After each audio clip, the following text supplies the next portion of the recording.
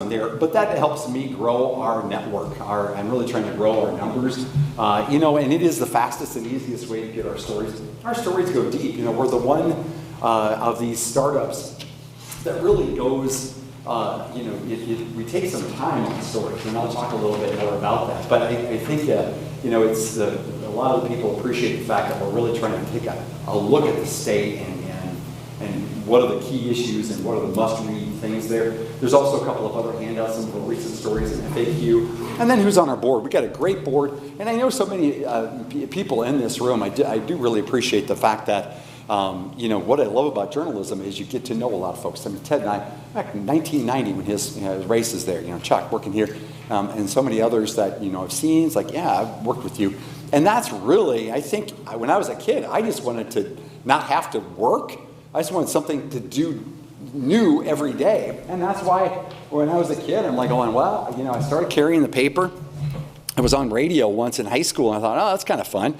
And that's really kind of how it all got started there. And so my background, you can see I did go into corporate communications at Stanford after I left here, largely because I still had one kid in school. The commute was just too much there. And so I really love my time on the campus here, appreciate that. And it grew a lot in the communications world there as well. But most of my time was at the AP News Watch, been around since 2017. 2 former Argus journalists, well, actually 3 of them. Arnie Garson also helped at Randall Beck and Jack Marsh. Folks know Jack Marsh down here. So laid back, right? He is now on the board. That was a joke. He's a really good mentor and leader, and has done a lot to take us from really what was an idea at the time to now where, we're doing well. We have 2 full-time journalists, one in Rapid City, one in Sioux Falls. We've got a full-time development director and then a part-time engagement specialist along with me. And so we've really seen the impact grow. Our numbers are growing, and it's largely because we try to keep it unique on the landscape of journalism, that there's nobody else that really does fewer and longer stories like what we do. Can you hear me without the mic? When I go, I just realized that there was a mic up here.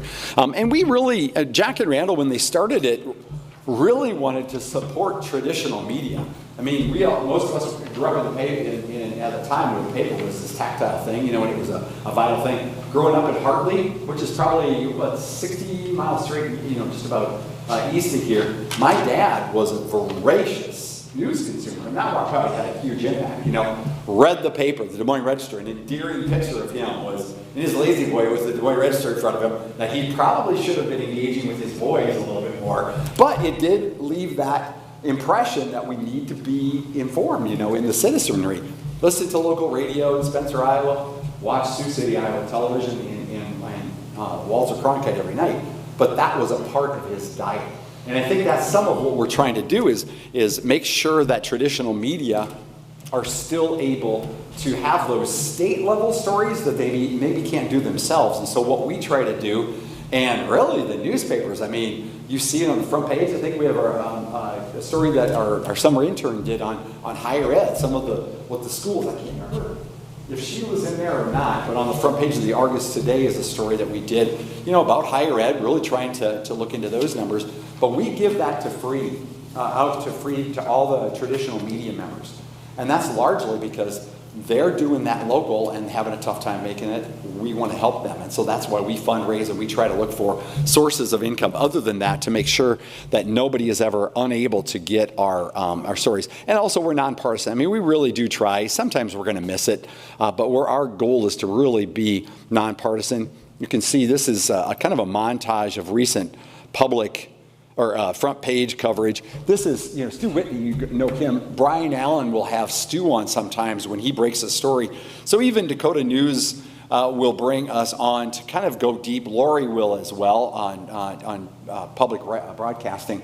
And so we try to make ourselves available to kind of go beyond just the headline of it.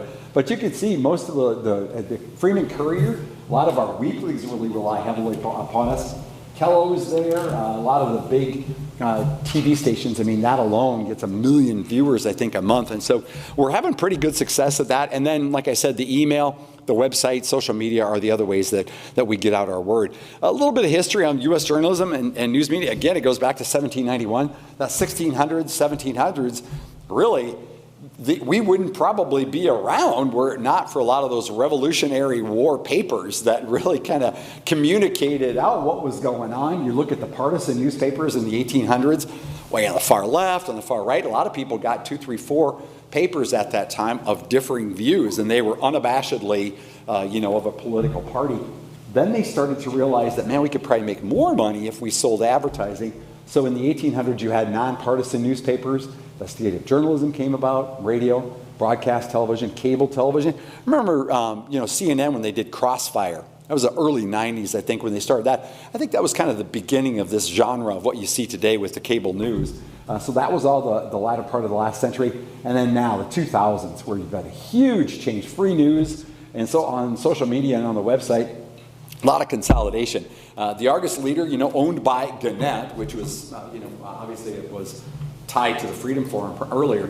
There are only, I think, 8 journalists now left in the Argus newsroom, 8 or 10. Nobody else. You go in there. Has anybody been in there for a while? You guys, some of you have been in there, right? It used to be packed. Now the newsroom is empty, and the news editor is in the far, when you go into that old conference room, her office is there, and then there's a couple of offices in front, and then it's just barren. It is so weird, because when I was in there, it was 75 people. We were jammed in there, right? Watertown and Aberdeen papers are also owned by Gannett, and there's nobody in the newsroom there. No news people in those newsrooms. There's one sports guy, Roger Merriam, at the Public Opinion in Watertown doing sports for them all. So you've seen this huge shift, and that's not critical of those journalists. They're doing what they can, but this massive shift, and then we got tabloids. And I just love this headline. Okay, first of all, this is from like 40 years ago in New York Post, and there's still a wit there. Part of the reason I bring this up, number one, is we've lost a lot of the fun of writing, and so I'm still trying to bring that up. But before the paper went to bed, they actually had a reporter go and verify that was a topless bar, so he could run the headline and actually go ahead and use that. But it's just one of the best ones. I think he died a couple of years ago, so I came across that story. The top journalism challenges, there are 3 big ones, I guess. I mean, there's probably more than that. And, and again, let me just say this before we go into this.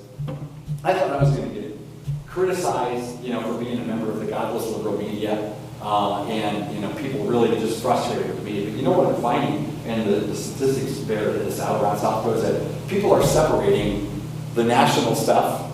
There's just a lot of antics there. Snarkiness.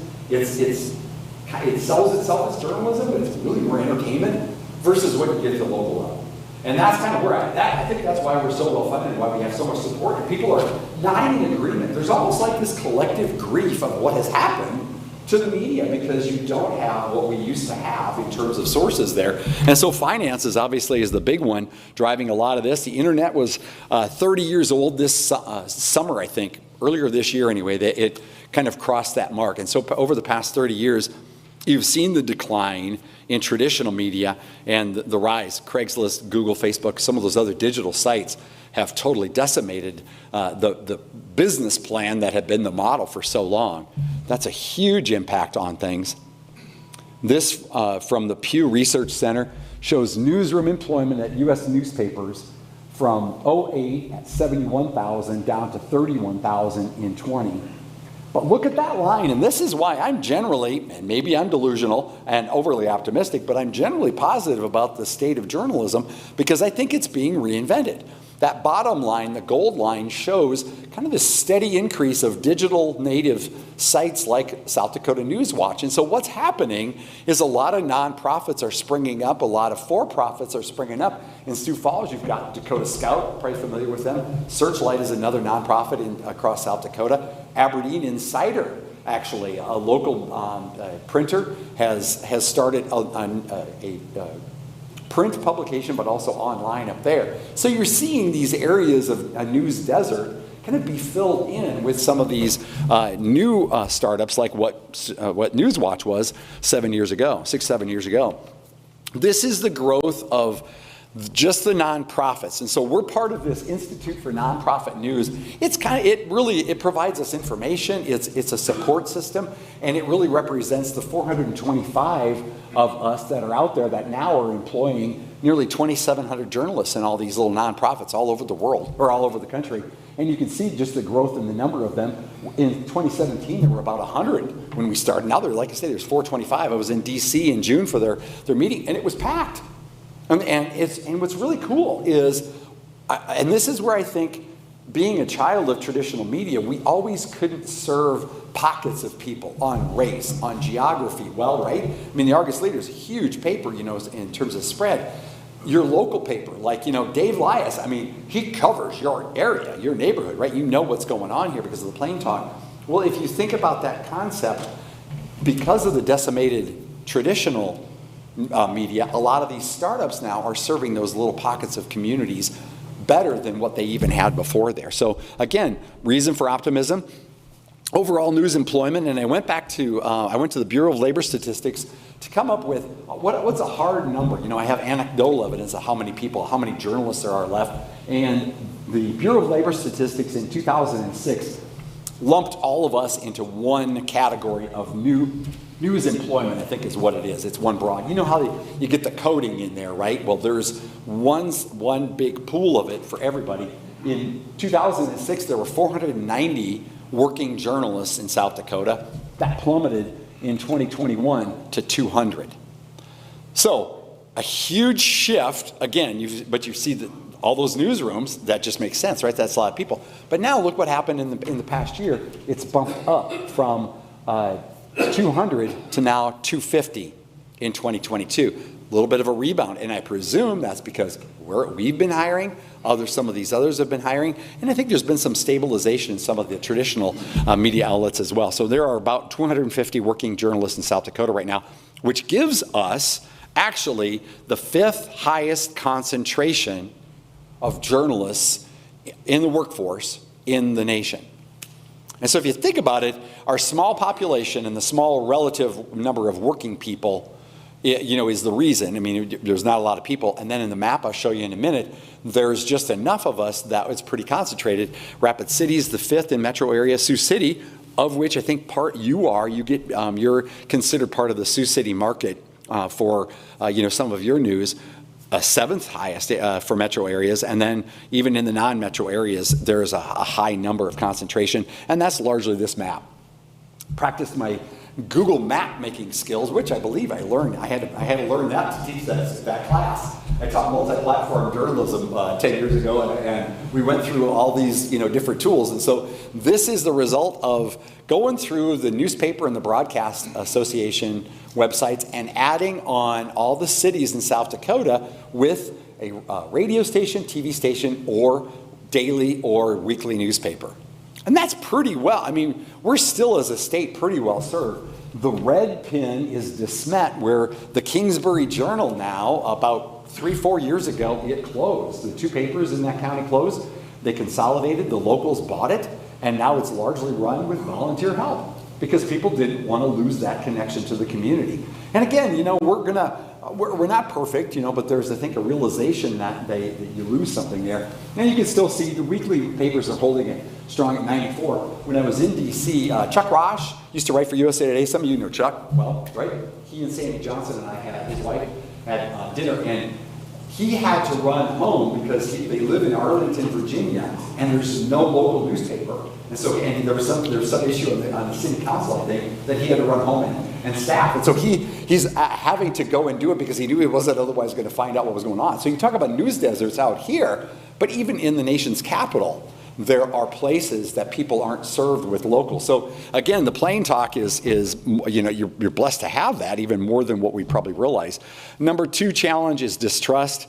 Not surprising. 53% of a Gallup and Knight Foundation poll found that people's overall opinion of the news media very or somewhat unfavorable.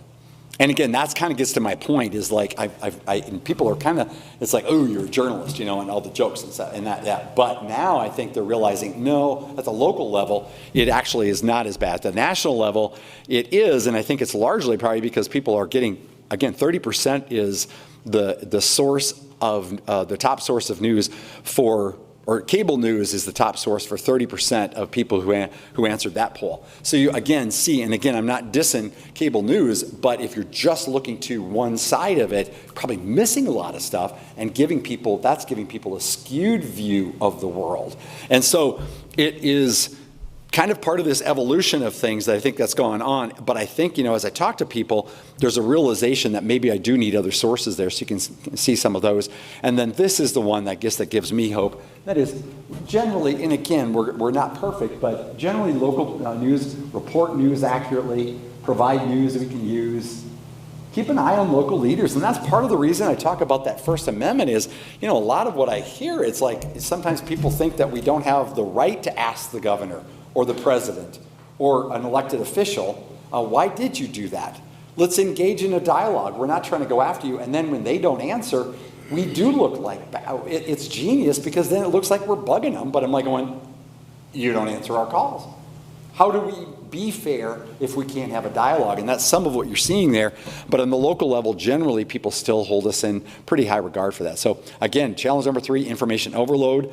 The perceived impact of the increase of information available. And you can see it's just gone up. That red line shows it's harder, people saying it's harder to be well informed, even though this makes us probably, we have access to everything, what's going on in the Middle East, wherever. We've this ubiquity of news sources out there, but it's overwhelming us and causing us to actually have a lesser opinion of the media, which I think is kind of interesting. So what's a news consumer to do? Again, this is not News Watch approved, but it's my perception or my, what I kind of see is some things that people can do to maybe blunt some of these challenges or some of that, just the perception of being overwhelmed and really not trusting the media. Number 1, follow a few credible news sources with different perspectives, and obviously not social media only. So since I've done this, I forced my diet to be left, center, and right. And I stopped they drive me nuts, like my personal, sometimes they drive you crazy, but then I know the different perspectives and so when I'm talking to somebody with an opinion different than my own, I'm like going, okay, I'm trying to understand you, but I'm finding that I'm missing less perspective because I get a little bit from every one of them. And I do that in podcasts, because you can do a lot of stuff with that. And the media bias charts, anybody familiar with these? Chuck is probably. Again, I'm not endorsing them, but they are kind of interesting as it relates to where these different news organizations fall on the bias of algorithm that all sides. And then, and again, it's, reliability, accuracy are other issues. So I'm not saying believe them, but you can kind of see that's pretty, if you look at it objectively, most of those are probably about right. And then this one is real busy here. This is Ad Fontes. And if anybody wants this presentation, just email me. I'll put my Slack, and I think it's on there as well. But this one, when you go into it, it expands. And it's actually pretty cool because it does do a lot. It's got everything on there. But that's a very interactive map on the internet.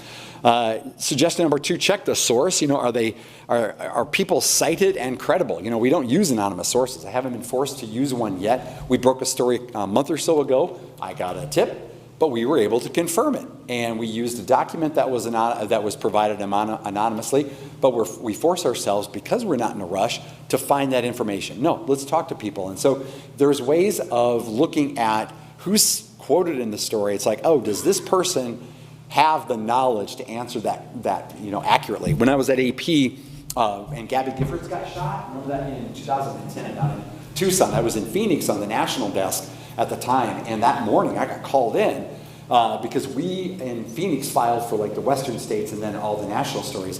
And the conversation in the newsroom, every other news organization, even NPR, had said that she had expired, but she hadn't. And I just remember that I was thinking back to that, and the gist of the conversation, I was thinking, it was like, is there anybody who will go on the record, who knows what's going on, who has a right to know, that has confirmed that? And we couldn't say it. Nobody would say it, confirm it. So it's like, okay, we're not going to be competitive and go ahead and throw something out there if it's probably true, shot in the head. but we didn't do it because we just kind of walked through it and didn't let those competitive juices. That was very freeing. And so I think when you look at our news organization and others, are they loose with the facts? Is it a good thing to ask, or do they really take pride in being as accurate as they can, to correct mistakes, and read the about section, because that gives you a lot of background. Be skeptical of people who benefit from a diminished media. Am I getting the whole story from this person? I think that alone would cause them like, am I being lied to? Because, they are, a lot of people beat up on the media are making very good incomes with that shtick there. And again, that's left, right. That's not political. That's like they're on both sides. Send corrections and feedback. I love getting letters. I got feedback this morning on our new website. Our new website is launching. Tomorrow morning you'll see it there. You look around. If it's hard to read, let me know. I got an email, and he said, I'm old, I can't read it. And I'm like, oh no, okay, you gotta adjust the browser maybe, but I appreciated hearing that because I don't know how it's looking from your side. I was at the Argus in the 90s when I had to do a feature story that included knitting, and I included knit one, purl two. And then a week or two later, in beautiful handwriting, in cursive handwriting, I got a letter. Mr. Walker, I appreciated your story very much, but purl is P-U-R-L, not P-E-R-L. And so she was like, and she didn't diss me, ... you idiotic 20-year-old, who's clueless, It was very sweet, and she was correcting me. So now, 30 years later, I'm recalling that story, and that's my point, is that we're human. We're trying, and I had to do a correction. Think about that. Because we corrected mistakes, the Argus leader, I had to do the correct. That went into my record there. But anyway, if you have issues with the new website, and if you want to ever throw me under the bus, then I expect nothing other than a cursive letter in snail mail. If you like what we're doing, then you can send me an email, text, go to the social media and tell the world if you like what we're doing, but any complaints will now be received only in a cursive handwritten letter. And then obviously support local news. And again, that's just like, I'm not asking for donations. Yeah, but I'm like saying, no, like support it, because then it will stay around. If you don't breathe life into it, it will go away. And I think that's what's cool about our concentration, is that people do get the paper, and it is still very much a part of their lives. Here's how to get a hold of me, and you can send complaints my way too, electronically. I don't care. Anyway, that's that. The different social media, but that QR code takes you to our website there. So, all right. Any questions? Oh, Cheeseman is the other thing. Ted and I were talking. Cheeseman Center here on USD, they do our polls. Actually. And then Shane and I are talking about civic engagement is something, solutions journalism is something that is kind of coming about where we would tackle a problem. So in other words, we'd identify the problem through journalism, tell the story, come together in a setting like this and say, all right, what are we going to do about it? And Shane and I are kind of brainstorming, how do we go about turning a problem into a solution instead of just talking about it, but actually doing something meaningful. So that's one of the areas that we're trying to explore. Any questions? So do you have the capacity to do investigative journalism? Say, put somebody on a story for a period of time.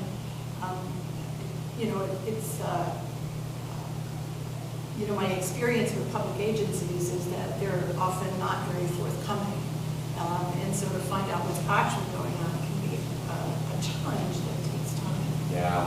Yeah, that's what we really strive to do, is spend time on things. And what I'm trying to get the staff to do is to think long term. My story plan, I've been in the role since January, and I have built a calendar that goes out a year. And what I'm trying to get us all to do is to get the FOIA requests in early and make the requests early, because it does take time. And it allows us to have more forward thinking over doing fewer, better stories. So investigative journalism is really what we do, public service and investigative journalism, and largely having the patience to go long. I don't care. I try to get there. I'm like going, okay, that might take a year. That's fine. And this idea, just of time management, have a couple of stories boiling on the front burners, and then half a dozen simmering on the back burner, is kind of this concept that I've always used as a journalist, because you have to feed the beast. Every day we got to do something. But then beyond that, got to have those back there where we got the records requests out. So that really, and I think that kind of sets us apart too, because we do have that longer term view. Good question. Yes, sir. Yeah, but I'm thinking more of the consumer reaction to the change of format from paper to your screen on your phone or your laptop or whatever. It used to be very pleasurable for me to sit down in the morning, open up the Wall Street Journal, and page through bylines and say, I'll read that, I'm not going to read that, I'll read that, not that. But I no longer get the paper edition because it's being mailed out of Des Moines now. Yeah. And it comes a day late, and maybe I'm silly, thinking that a day late makes the day less important. But nevertheless, I'm not interested in a day late. Argus Leader is doing the same thing. They're going to go to mail, and I'm getting the Argus Leader a day late. And so you don't have, the consumer no longer has that. And maybe nobody else in this room does this, maybe half of us do it, but they like to look at the paper and go through it, and that's gone. Yeah. And it's not coming back. Yeah. I know, that's the biggest, I am the same way. I used to be, I loved getting paper. And I'm resolved that my iPad is the way it's going to be from now on because of all the production is a lot where a lot of the costs are. What's concerning, from my standpoint, I don't mind if that transition is going to happen, but what you've seen these hedge fund owners like Gannett do is that they're not reinvesting, they're in the production, but they're not investing in people in the newsroom to actually produce the stories that no, we're not going to get it in paper form, but at least you're going to get compelling stories digitally. And a lot of them aren't even doing that. So I know, and the forecast is for more advertising to go to the digital world. I can't remember the number, but sometime in the next 10 years, almost 100% of advertising is going to go to digital. So it's only going to get worse. When I moved from Aberdeen 46 years ago, big pleasure was I got the Wall Street Journal not a day late, but the same day. Now, go back 50 years ago, we get the Wall Street Journal one day late. Yeah. Yeah, full circle. How often is the Aberdeen Insider published?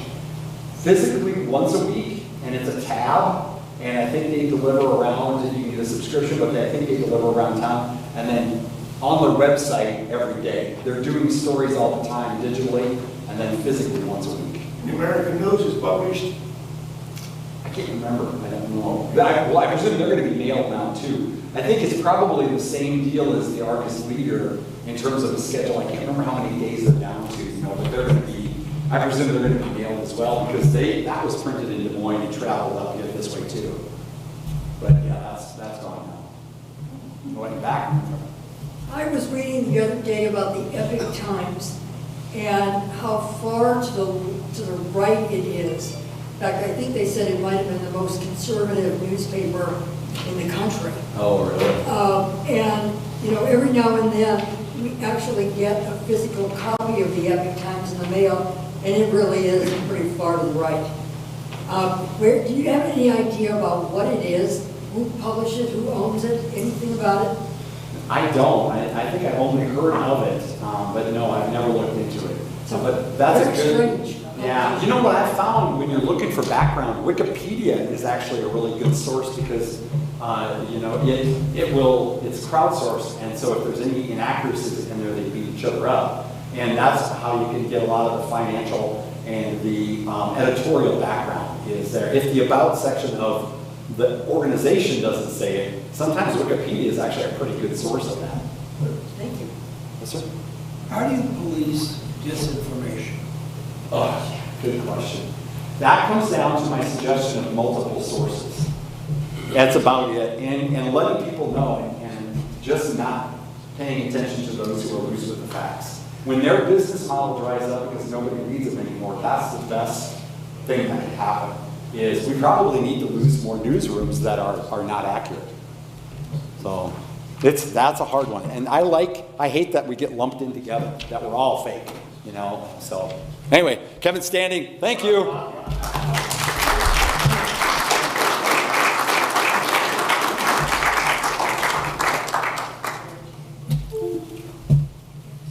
Thank you very much. Yeah, you bet, Kevin. I don't know where my lid went. Oh, it's right here. All right, thanks. You're welcome.